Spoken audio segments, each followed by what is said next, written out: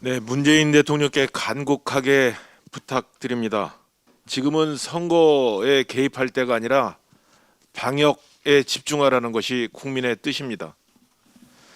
확진자 규모가 감당할 수 없을 정도로 폭증하고 있습니다. 이에 방역 당국은 어제부터 고위험군 확진자 중심으로 관리하는 새로운 방역 체계로 전환했습니다.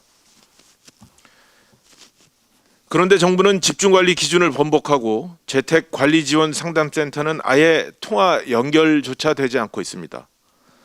게다가 재택치료자 가이드라인은 적시에 제공되지 않는 등 정부의 총체적 부실 대응에 국민 속만 타들어가고 있는 실정입니다.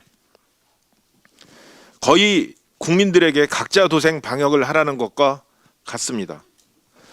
특히 새로운 방역 체계에서 중요한 자가진단 키트는 가격 폭등에 쉽게 구하기도 힘든 상황입니다. 제2의 마스크 대란이라고 할 수 있습니다.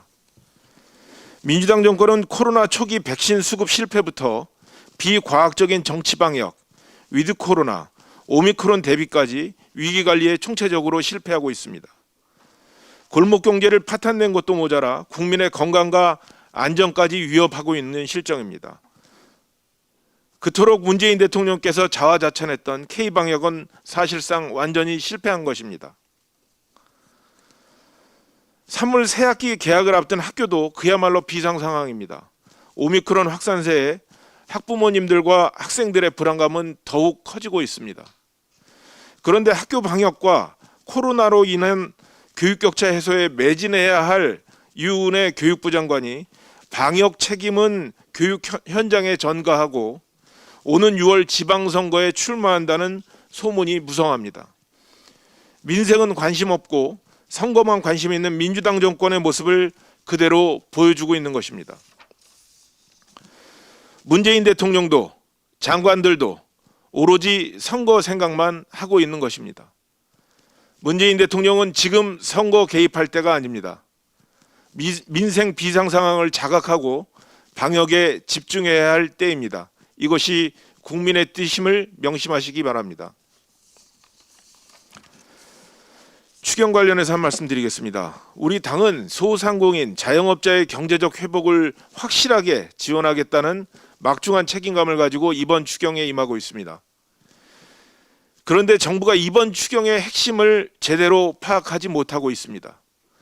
이번 추경은 벼랑 끝 위기 속에 있는 소상공인과 자영업자의 생존을 위한 지원입니다. 이런 상황인데도 정부는 애초에 턱없이 부족한 규모의 추경안을 제출한 것도 모자라서 이번 추경의 재원으로 삼으려는 세출 구조 조정도 안 된다고 합니다. 지원 대상을 위한 증액도 안 된다고 합니다. 여당 역시 정부를 설득하기는커녕 보여주기식 쇼에만 몰두하고 있는 한심한 행태를 이어가고 있습니다.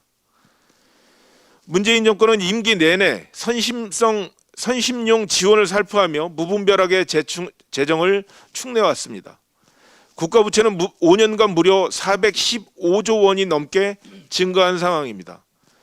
불필요한 곳에는 펑펑 쓰고 필요한 곳에는 허리띠를 졸라매는 이런 청개구리식 재정 운용으로 민생 경제와 국가 재정이라는 두 마리 토끼를 모두 놓치고 있는 것입니다.